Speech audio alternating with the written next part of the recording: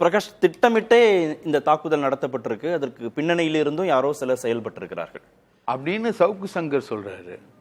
அதை செல்வ பெருந்தகை வேற மாதிரி சொல்றாரு. அவர் சென்னை கமிஷனர் அருணையும் செல்வ பெருந்தகையும் குற்றஞ்சாட்டுறாரு இந்த விஷயங்களுக்கெல்லாம் காரணம்னு. அது அவருக்கு பிடிச்சவரை, சவுக்கு சங்கருக்கு பிடிச்சவரை காங்கிரஸ் தலைவராக கொண்டு வரணுங்கிறதுக்காக அவர் இப்படி எல்லாம் செய்யறாருன்னு வேற அவர் குற்றச்சாட்டு வைக்கிறார். ஆமா, அது வெளியில செய்திகள்ல வர்றது என்னன்னா, அவரோட மச்சான், சொந்த மச்சான் சசிகாந்த் செந்தில், அவர் காங்கிரஸ்ல இருக்கார். அதுல வரக்கூடிய விஷயம். அதுல ஒரு எக்ஸ்டென்ட்டுக்கு மேல போயிட்டு என்ன சொல்றாரு, செல்வ பெருந்தகை தான் ஆம்ஸ்ட்ராங் கொலைக்கு காரணம், அதோட பின்னணியில் அவர் இருக்காரு அப்படிலாம் அவர் போறார். சவுக்கு சங்கர் அவரோட அலிகேஷன்ஸ்ல போறார், இவர் கவுண்டர் அலிகேஷன்ஸ்ல வர்றார். அப்போ சசிகாந்த் செந்திலுக்கும் செல்வ பெருந்தகைக்கும் நடக்கக்கூடிய சண்டை என்பது காங்கிரஸ் கட்சியில நடக்கக்கூடிய சண்டை. அஃப்கோர்ஸ் இவர் ஒரு ஊழலை சொல்றாரு. ஊழலை சொல்லும்போது அந்த சுத்திகரிப்பு தொழிலாளிகளை கேவலமாக பேசுறாரு. அது வழக்கமாக அவர் பேசுறது தான். சன் டிவி, மகாலட்சுமியிலேருந்து எல்லாரையுமே பேசுகிறவர் தான். அப்போது எஸ்வி சேகர் வீட்டில் பத்திரிகையாளர்கள் போய் கல்லெறிஞ்சாங்க. ஒவ்வொரு செய்தியாளரும் தங்களுக்கு, செய்தி வாசிப்பாளரும் தங்களுக்கு வாய்ப்பு கிடைக்கணும்னா அவங்க போய் அவங்க எடிட்டரோட படுக்கணும் அப்படின்ற மாதிரி அவர் பதிவு போட்டார்.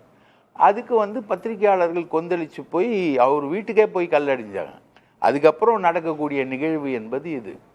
ஸோ இது காங்கிரஸ் கட்சியில் இந்த மாதிரி நிகழ்வுகள் சாதாரணம். அஃப்கோர்ஸ் இந்த நிகழ்வை நம்ம ஆதரிக்கல, நம்ம இதை எதிர்க்கிறோம், கண்டனம் தெரிவிக்கிறோம். ஏன்னா இதோட வலி எங்களுக்கு தான் தெரியும். இதை விட ஒரு 10 லட்சம் மடங்கு கேவலமான ஒரு சம்பவத்தை ஜெயலலிதா ஆட்சியில் சந்தித்து, கோபால் உயிரோடு இருக்கக்கூடாது, காமராஜ் உயிரோடு இருக்கக்கூடாது, அங்கே இருக்கக்கூடிய யாரும் உயிரோடு இருக்கக்கூடாது, பிரிண்டிங் மிஷினில் பிளாக் ஷீட்டு தான் வரணும் அப்படின்னு திட்டம் போட்டு கொடுத்த ஒரு தலைமையின் கீழே ஒரு நாள் முழுக்க அடிச்சுட்டு 256 எஃப்ஐஆர் போட்டுட்டு எங்கள் மேலே, அதுக்கப்புறம் நாங்களாம் 15-20 நாட்கள் தலைமறைவாக ஓடிக்கிட்டு இருந்த வரலாற்றை நாங்கள் அந்த மாட்டுக்கறி தின்னும் மாமின்னு ஒரு லைன் எழுதுனதுக்காக நக்கீரனில் நாங்கள் அனுபவித்தோம். அன்றைக்கெலாம் கருத்து சுதந்திரம்லாம் இன்றைக்கி அளவுக்கு வரல. இன்றைக்கி மாதிரி ஆல் இண்டியா சேனல்கள் எல்லாத்துலேயுமே அந்த சம்பவங்கள் பெரிய அளவுக்கு வரல. அதுக்கப்புறம் நாங்கள் ஃபேஸ் பண்ணோம். இதை அனுபவித்த எங்களுக்கு தான் தெரியும், இதோட கொடுமை என்னன்றது எங்களுக்கு தான் தெரியும். இதே அவர் சவுக்கு சங்கர் ஆஃபீஸ்க்குள்ளே போயிட்டு அவங்க ஏதோ ஒரு ஆர்ப்பாட்டம் பண்ணுறாங்க, பர்மிஷன் வாங்கி ஆர்ப்பாட்டம் பண்ணுறாங்க, ப்ரொட்டஸ்ட் பண்ணுறாங்கன்னா கூட அதை நம்ம போலீஸ் அதை தடுத்து இருக்கும், நிறுத்தி இருக்கும், அந்த மாதிரி பண்ணுறோம். ஸோ இதில் அவர் ஸ்ட்ரெயிட்டாக அலிகேட் பண்ணுறது அருண். காவல்துறைக்கே தெரியாமல் இந்த ப்ரொட்டஸ்ட் நடந்துருச்சா, உள்ள போயிட்டாங்க? அப்படிலாம் நான் சொல்ல முடியாது. காவல்துறைக்கு தெரியாமல் நடந்துச்சுன்னா நான் சர்டிஃபிகேஷன் காவல்துறைக்கு கொடுக்கறதுக்கு தயாராக இல்லை. ரைட்டுங்களா? அதான் ஒரு இன்ஸ்பெக்டர் எஸ்ஐ பேசுறதே அவங்க ரெக்கார்ட் பண்ணி போடுறாங்களே. நாங்கள் உங்களை சும்மா ப்ரொட்டஸ்ட் பண்ண தான், எதிர்ப்பு தெரிவிக்க மட்டும் தான் நாங்கள், நீங்கள் ஏன் இப்படிலாம் பண்ணீங்கன்னு. அதெல்லாம் இல்லை சார். அதில் கமிஷனர் அருணை குற்றச்சாட்டு சொல்லும் பொழுது அருணோட பரிந்துரையில தான் அது சிபிசிஐடிக்கு போகுது. ஏன்னா அங்கே சவுக் சங்கரே கேட்குறாரு, நாங்கள் யார்கிட்ட போய் சொல்லணும், இன்னொரு ஸ்டேட்டில் போய் கம்ப்ளைண்ட் கொடுக்கணுமா அப்படின்னு அவரே கேட்கும்போது அருண் பரிந்துரை பண்ணுறாரு. இது எம் மேலே குற்றச்சாட்டு வரக்கூடிய ஒரு கம்ப்ளைண்ட்டு, நீங்கள் சிபிசிஐடியில் விசாரணை பண்ணுங்க. இனி அரெஸ்ட் பண்ணுறது, அரெஸ்ட் பண்ணாதது, எஃப்ஐஆர் போடுறது, சிஎஸ்ஆர் கொடுக்கறது, இதெல்லாம் எங்கே கேட்கணும்னா சிபிசிஐடியில் தான் போய் கேட்கணும். ரைட்டுங்களா? தெளிவான ஆதாரம் இருக்கே, காட்சிகள்லாம் இருக்கே, அது யார் மீதுமே எந்த நடவடிக்கையுமே எடுக்கல. அது எல்லாமே நீங்க சிபிசிஐடி தான் கேட்கணும். அதாவது நரேட்டிவ்ஸ் பத்தி பேசினாங்க. இது ஒரு விதமான நரேட்டிவ்ஸ் செட் பண்ற காலகட்டம். அதாவது ஒருத்தரை காலி பண்ணிட்டு இன்னொருத்தரை கொண்டு வர்றதுக்கான ஒரு நரேட்டிவ் அப்படின்றது ஒரு பெய்டு ஆக்டிவிட்டி. அந்த பெய்டு ஆக்டிவிட்டீஸில் ஈடுபடக்கூடிய நபர்கள், நான் சவுக்கு சங்கர் ஈடுபட்டார்னு சொல்லலை, நான் பொதுவாக சொல்கிறேன். பெய்டு ஆக்டிவிட்டீஸில் ஈடுபடக்கூடிய நபர்களுக்கு எப்பவுமே ஜேர்னலிசம் நான் 35 இயர்ஸ் எக்ஸ்பீரியன்ஸ்டு. ஜேர்னலிசம் ஸ்ட்ரெயிட்டாக இருந்ததுன்னு வைங்க, அதோட ரிசல்ட்டே வேற.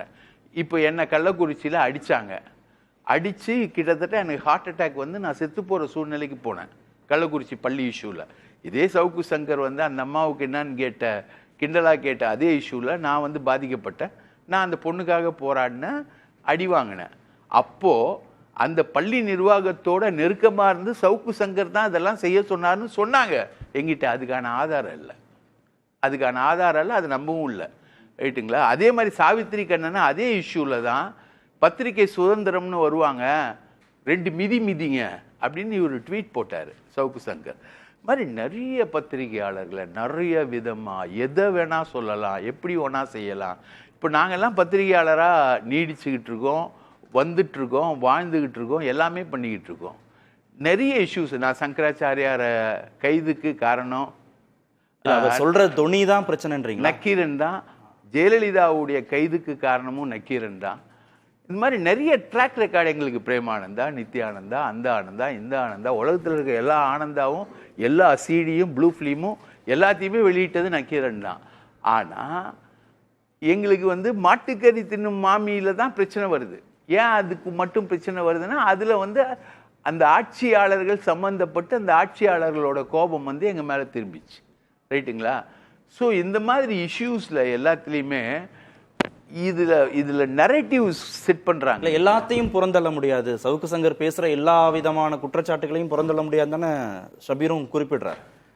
சார், நாங்கள் வந்து எல்லாத்தையும் ஒரு ஜேர்னலிஸ்ட் வந்து ஒரு பத்திரிகையில் வர எல்லா செய்தியும் புறந்தள்ளக்கூடிய செய்தி இல்லை சார். எல்லா செய்தியும் வந்து பல செய்திகள் வந்து அக்செப்ட் பண்ணக்கூடிய செய்தி. அப்படி இல்லைன்னா நீங்கள் பத்திரிகையை வாசிக்க மாட்டீங்க, டிவியும் பார்க்க மாட்டீங்க, இணையதளங்களில் செய்திகளுக்கும் நீங்கள் போக மாட்டீங்க. எல்லா செய்திகளும் வாட்ஸ்அப்பில் வர, சில பேர் சொல்லுவாங்க வாட்ஸ்அப் யூனிவர்சிட்டின்னு. அதெல்லாம் கிடையாது. எல்லா செய்தியும் செய்தி தான். அதுக்கே உரிய ஈவென்ச்சுவாலிட்டி, பேக்ரவுண்டு, அந்த விஷயங்களை வச்சு தான் அதை செக் பண்ணணும். ஆனால் ஒரு நரேட்டிவ் செட் பண்ணி ஒருத்தனுக்காக ஒருத்தனை காலி பண்ணுறேன் அப்படின்னு நீங்கள் இறங்கக்கூடிய அந்த விதங்கள் இருக்கு இல்லையா, அது வந்து உங்களுக்கு கண்டிப்பாக ஆபத்தை உருவாக்கும்.